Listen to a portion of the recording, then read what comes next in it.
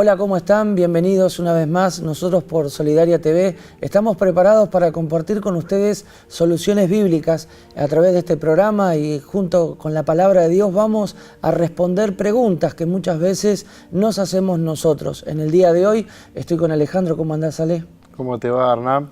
Qué bueno es conocer la palabra de Dios y conocer lo que la palabra de Dios está para poder nosotros cada día saber cómo debemos de caminar.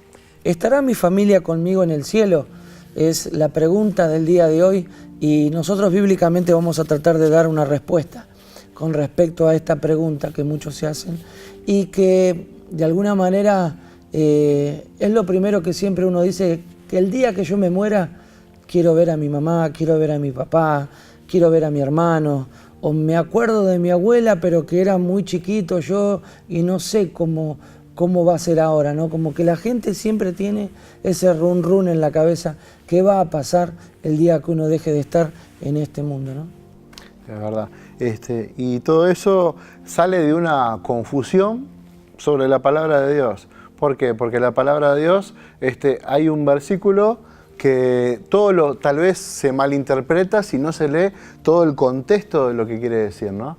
Y bueno, vamos a ese pasaje justamente, que es en el libro de Hechos, capítulo 16, versículo 31, que dice, y ellos dijeron, cree en el Señor Jesucristo y serás salvo tú y tu casa. Y muchos lo toman como promesa, muchos lo toman como algo de que, bueno, si yo estoy en el camino de Dios, si yo hago la voluntad de Dios, si yo sirvo a Dios, por promesa voy a recibir de que mi familia va a ser salva. Y sin duda de que Dios quiere salvar la familia, sin duda de que Dios quiere poder conformar una familia, la gran familia de Jesús, la gran familia celestial que vamos a estar en el cielo, pero sin duda de que es una palabra mal interpretada, ¿verdad? ¿Por qué? Porque no leemos todo el contexto de lo que significa la palabra de Dios. Y esto habla de una historia, la historia de Pablo y Silas, en la cual habían sido encarcelados y que en un momento había una ley que corría en ese tiempo que dice que los carceleros tenían que cuidar con su vida o que si perdían a un preso, ellos mismos tenían que pagar el precio de ese preso que se les había escapado. Entonces pasó de que, como cuenta la historia, que Pablo y Silas cantaban alabanza y adoraban a Dios y exaltaban a Dios en el medio de la oscuridad de esa cárcel, de ese lugar que estaban encerrados. Y dice que, bueno, que vino un temblor, un terremoto, dice que cayeron las rejas y allá ese carcelero, pensando de que estos hombres habían escapado, fue y tomó una espada y se quiso quitar la vida. Y ahí fue cuando le gritó Pablo y le dijo que no se quitara la vida, ¿verdad? Este carcelero, asombrado por lo que había sucedido, porque atribuía a Dios todo lo que había sucedido, llegó a traer una convicción en su corazón de que Dios realmente existía, de que Dios era el Dios que respaldaba a Pablo y Silas. Y pregunta de qué debía hacer para ser salvo, qué debía hacer para poder conocer a Dios y para poder andar. Y ahí es cuando la palabra de Dios llega a su vida, a través de Pablo, y le dice, y le comenta este pasaje justamente. Ellos dijeron, cree en el Señor Jesucristo y serás salvo tú y tu casa. Y es un tema que da muchísimo para poder hablar, ¿verdad?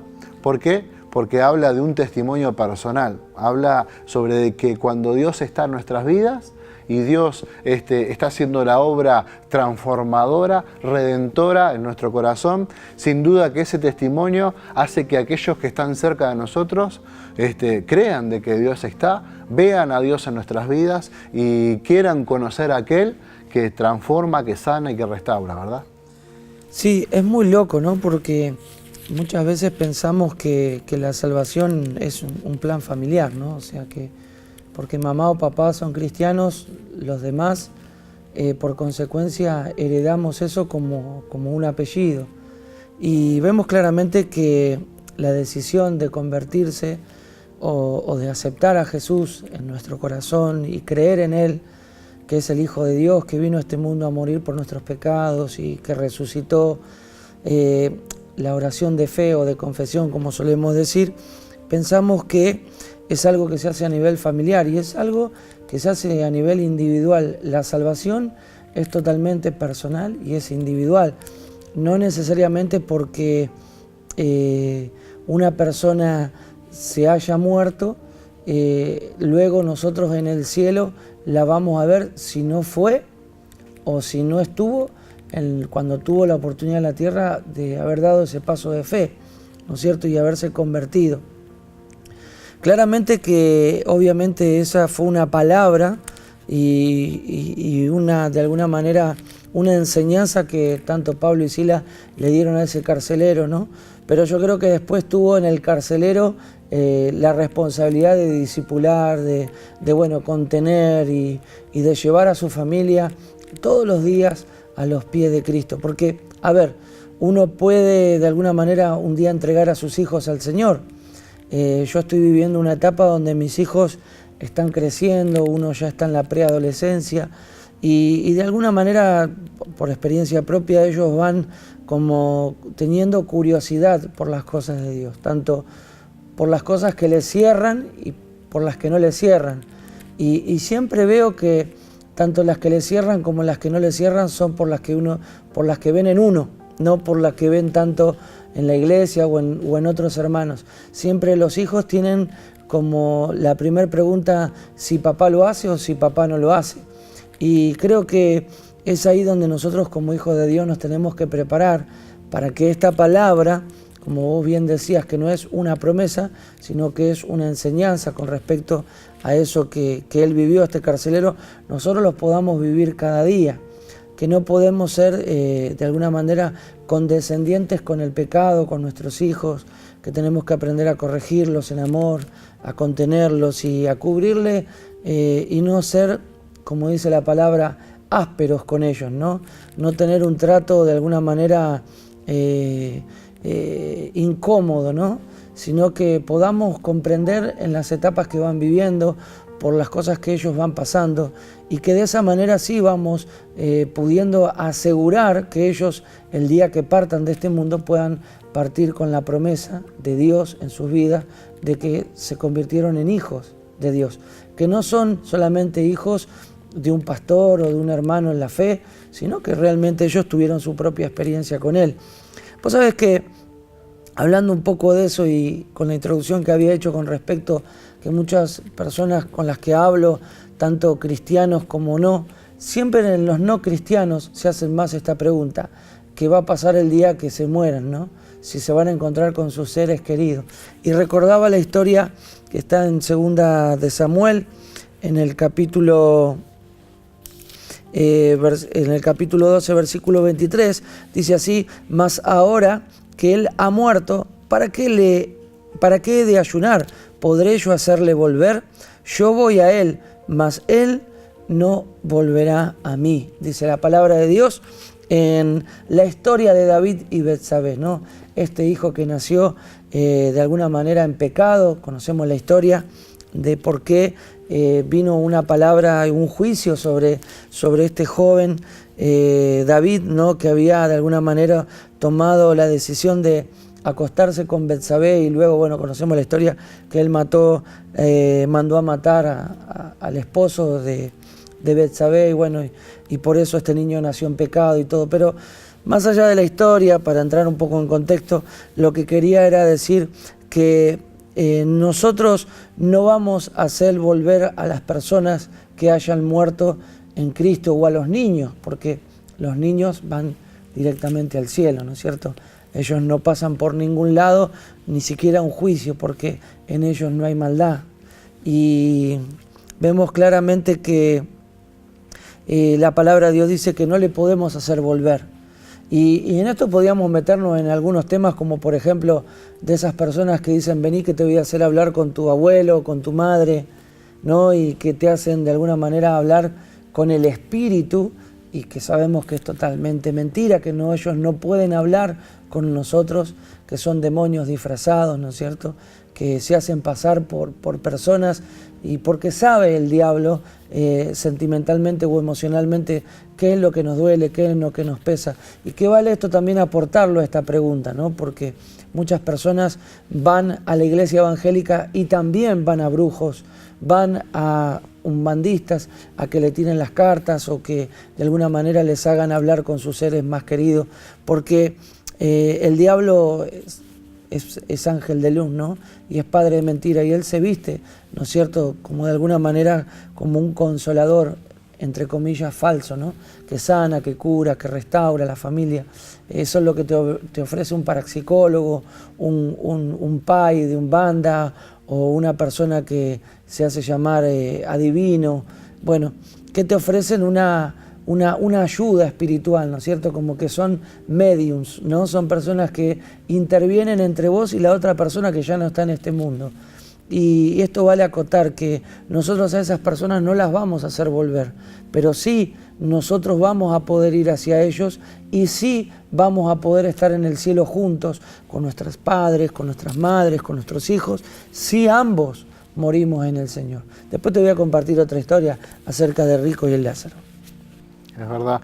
Y una de las cosas que tenemos que tener en cuenta es que, como decías vos hace un poquito, la salvación es personal. Tenemos que trabajar todos los días por nuestra salvación, por andar en el camino de Dios y por ser obedientes a lo que Dios nos pide. Pero sin duda que Dios nos ha llamado a cada uno de nosotros a ser ministros de reconciliación con Cristo, reconciliando con Cristo al mundo. Y yo creo que el primer... lo primero que tenemos que evangelizar, yo creo que es la familia, justamente. La primera iglesia. La primera iglesia en la cual tenemos nosotros el deber de poder llevarle la palabra de Dios, el Evangelio, ¿verdad? Y quiero compartir un pasaje que habla sobre estas cosas en el libro de Romanos, capítulo 10, versículo 13, que dice: porque todo aquel que invocare el nombre del Señor será salvo. ¿Cómo pues invocarán a aquel en el cual no han creído? ¿O cómo creerán en aquel que no han oído? ¿O cómo oirán sin haber, y dice, quien les predique? ¿Y cómo predicarán si no fueren enviados? Como está escrito: cuán hermosos son los pies de los que anuncian la paz, de los que anuncian las buenas nuevas. Mas no todos obedecieron al Evangelio, pues Isaías dice: Señor, ¿quién ha creído a nuestro anuncio? Dice, así que la fe es por el oír la palabra de Dios. Y qué pasaje tan hermoso, ¿no? Que habla sobre el trabajo que tenemos como hijos de Dios para poder llevar esas buenas nuevas, esas buenas noticias de que Dios ha venido al mundo, de que el reino de Dios está llegando en el medio de la familia, en el medio de nuestro entorno. Y esto es una de las cosas en la cual tenemos que tomar autoridad, esa autoridad que Dios nos está dando para poder dar testimonio, para poder mostrar, para poder de alguna manera dejarnos usar por el Señor para traer la salvación a nuestra casa. Y la salvación no va a venir porque nosotros seamos salvos, sino va a venir porque nosotros nos ponemos en las manos de Dios y dejamos que Dios haga, ¿verdad?, esa obra en cada uno de nosotros y que pueda utilizarnos a beneficios de otras personas, ¿verdad? Tenemos una tarea y un trabajo realmente muy grande, ¿no? A medida que uno va creciendo, conocí al Señor con 19 años, ¿no? Y hoy ya tengo 43 y claro, uno cuando es joven y empieza a vivir en la adolescencia espiritual también, porque uno pasa por todos esos procesos, hay responsabilidades como que uno las tiene muy lejos, ¿no? Como que son de otras personas esas responsabilidades. Pero qué importante es prepararse para el tiempo que nos toque estar en ese lugar, porque nunca vamos a poder dar nada de aquello que no hayamos adquirido. ¿Qué significa esto? Que si yo en el tiempo oportuno no me preparo, cuando venga el momento de dar fruto, es como un árbol, ¿no es cierto? Un árbol se tiene que preparar, primero se tiene que extender sus raíces, tiene que madurar, tiene que tomar cuerpo, y en el tiempo que la misma naturaleza, mismo su naturaleza lo demande, tiene que empezar a dar fruto. ¿Qué pasa cuando vos vas a un árbol que, por ejemplo, tiene un determinado tiempo, una determinada contextura, y vos vas a buscar fruto y no lo hallás, ¿no? Lo primero que decís es, ¿y de qué sirve este árbol, no? Creo que el cristiano tiene que prepararse para lo que viene, ¿no? creo que tenemos que ser personas que no solamente nos preparemos para venir los domingos al culto a escuchar la palabra de Dios y hacer alguna tarea que nos consuele o que calme nuestra conciencia diciendo hice algo para Dios. No, creo que tenemos que trabajar para incrementar en nuestro corazón una relación íntima con Dios. Porque amar a Dios no es hacer cosas para Dios, no necesariamente. Hay gente que viene a la iglesia a trabajar porque son albañiles o porque son pintores o herreros o carpinteros y hacen cosas para Dios inconscientemente o consecuentemente están trabajando para las cosas de Dios, pero no necesariamente por hacer cosas para las cosas de Dios significa que ellos amen a Dios. El amor a Dios es un tiempo que nosotros pasamos con Él. Es como un padre con su hijo. Un padre no le demuestra el amor que tiene a su hijo por las cosas materiales que le da, sino por el tiempo que le dedica, ¿no es cierto? Y es así, es como debemos de ir poco a poco construyendo interiormente nuestra fortaleza espiritual para que cuando nuestros familiares crezcan, cuando nuestros hijos crezcan, nosotros podamos tener de alguna manera el equilibrio tanto emocional como espiritual y ministerial para saber de alguna manera discipular a la primera alma que Dios nos va a demandar, que es nuestro ser más cercano, sea nuestra esposa, sean nuestros hijos, sea nuestra familia o aquellos que vivimos en comunidad, por supuesto, a nuestros hermanos con los cuales convivimos cada día.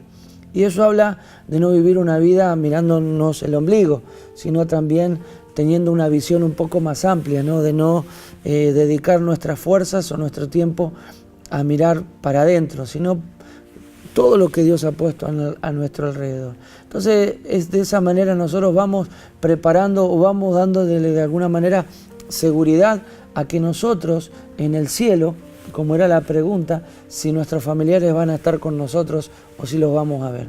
Creo que es un trabajo que empieza desde ahora. Es verdad.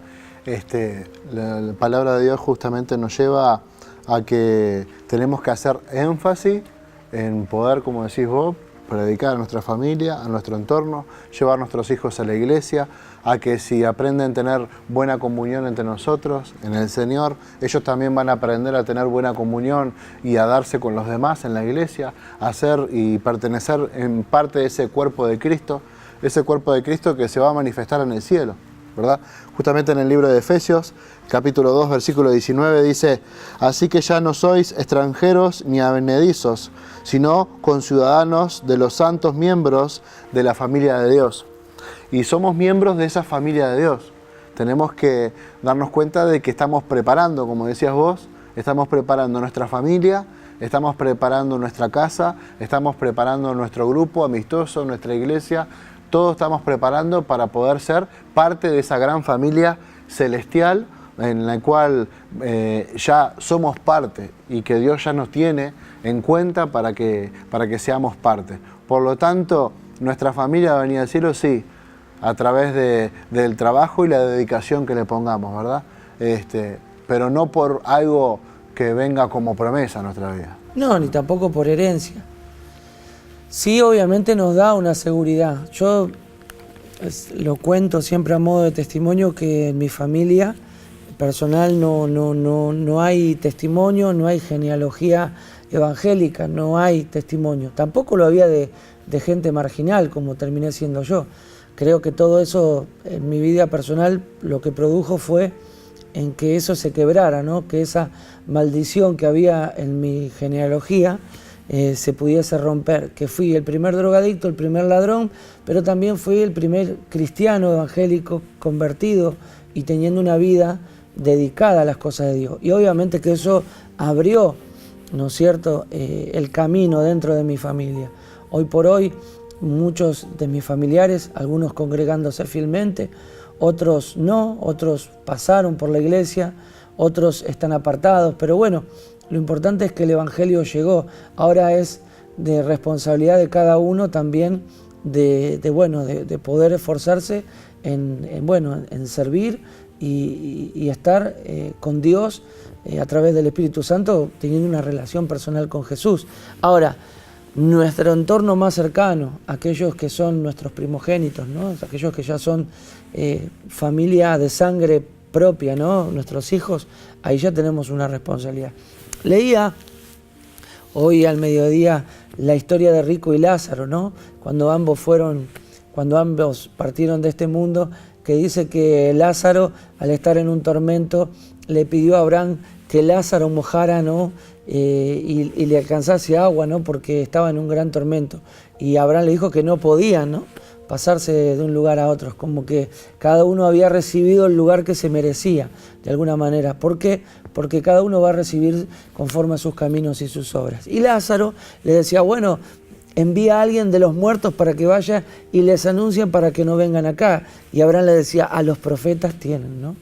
Y por eso es importante que prediquemos el Evangelio a tiempo y fuera de tiempo, porque nosotros somos la voz de Dios en esta tierra. Nosotros somos los que vamos de alguna manera a, si está dentro de la voluntad de Dios, impedir que alguien se pierda, ¿no es cierto? Que alguien conozca a Jesús, porque muchas veces somos como un termómetro. ¿Sabes lo que hace un termómetro? El termómetro mide la temperatura, ¿no? Pero no cambia la temperatura. Los cristianos tenemos que ser como los termostatos. Los termostatos no solamente miden la temperatura, pero luego el termostato lo que hace es cambiar el flujo de esa temperatura, tanto si está muy baja para que sube y si está muy alta para que baje. Y la Biblia dice que nosotros somos la sal de este mundo, pero si la sal pierde su sabor, ¿para qué sirve?